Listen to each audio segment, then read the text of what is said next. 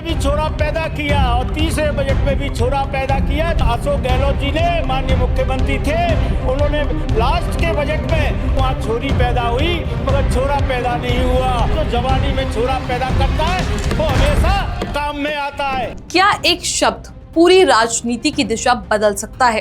क्या विधानसभा जैसे गंभीर मंच पर बोले गए शब्द सिर्फ मजाक होते हैं या समाज की सोच का आईना बन जाते हैं?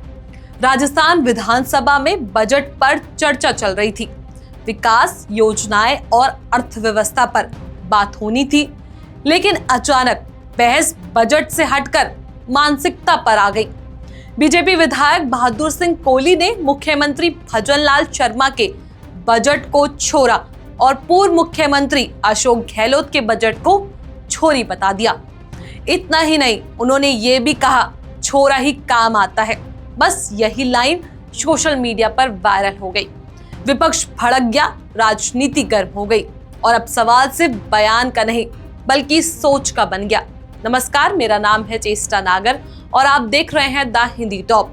आज हम समझेंगे कि विधानसभा में आखिर हुआ क्या, इस बयान पर इतना विवाद क्यों हुआ और क्यों ये मामला अब राजनीति से निकलकर समाज की सोच पर बहस बन गया।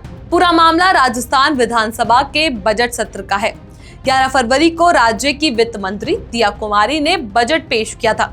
इसके बाद 16 फरवरी को बजट पर चर्चा चल रही थी और अलग अलग विधायक अपनी राय रख रहे थे।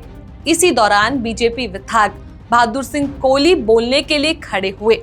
उन्होंने अपनी सरकार की तारीफ करते हुए कहा कि भजनलाल शर्मा सरकार ने पहले, दूसरे और तीसरे बजट में छोरा पैदा किया, यानी उनका इशारा मजबूत और काम करने वाले बजट की तरफ था।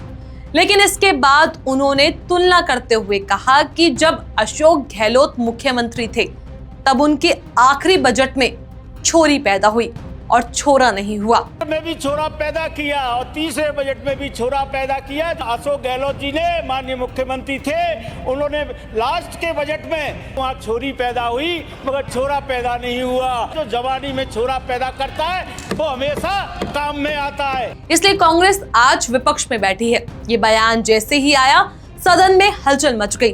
कुछ लोगों ने इसे राजनीतिक तंज माना, लेकिन असली विवाद तब शुरू हुआ जब इसका वीडियो सोशल मीडिया पर वायरल हो गया। कुछ ही घंटों में ये क्लिप लाखों लोगों तक पहुंच गई और फिर शुरू हुई बहस। क्या ये सिर्फ राजनीतिक भाषा थी या महिलाओं को कमतर देखने वाली सोच?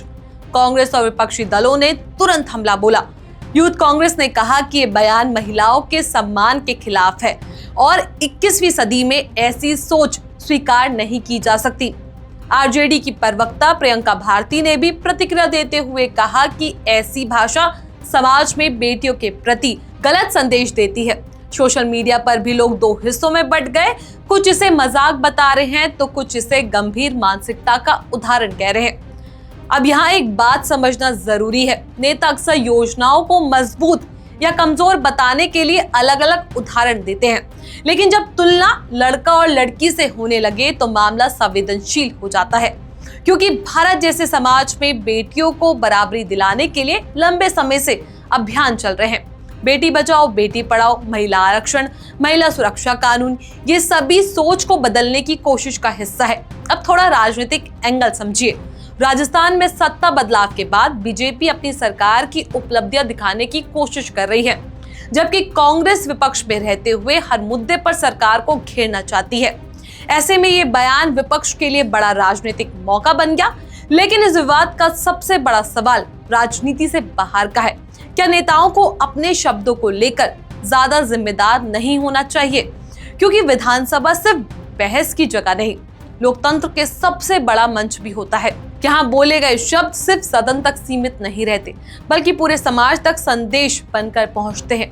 आज हर जगह कैमरा है, हर बयान रिकॉर्ड होता है और कुछ सेकंड्स में पूरे देश में फैल जाता है। यानी अब शब्द सिर्फ शब्द नहीं रहे, पब्लिक मैसेज बन चुके हैं। विशेषज्ञों का कहना है कि आज की राजनीति में भाषा पहले से ज्यादा महत्वपूर्ण हो गई है। एक लाइन नेता की छवि बना भी सकती है और बिगाड़ भी सकती है। यही वजह है कि ये बयान अब बजट चर्चा से आगे बढ़कर जेंडर सेंसिटिविटी यानी महिलाओं के सम्मान की राष्ट्रीय बहस बन चुका है। तो सवाल अब भी वही है, क्या ये सिर्फ राजनीतिक भाषा थी या समाज की गहरी सोच की झलक? क्या नेताओं को बोलते समय शब्दों की जिम्मेदारी और ज्यादा नहीं लेनी चाहिए? और क्या विकास की तुलना आज भी बेटा बेटी से करनी सही है?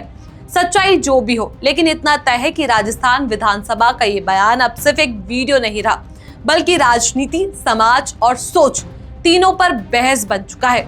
आप क्या सोचते हैं? क्या ये बयान गलत था या जरूरत से ज्यादा विवादित बन गया? कमेंट सेक्शन में अपनी राय हमें नीचे जरूर दें। आप देख रहे थे द हिंदी टॉप, जहां हम सिर्फ खबर नहीं, उसके पीछे की सोच भी समझते हैं।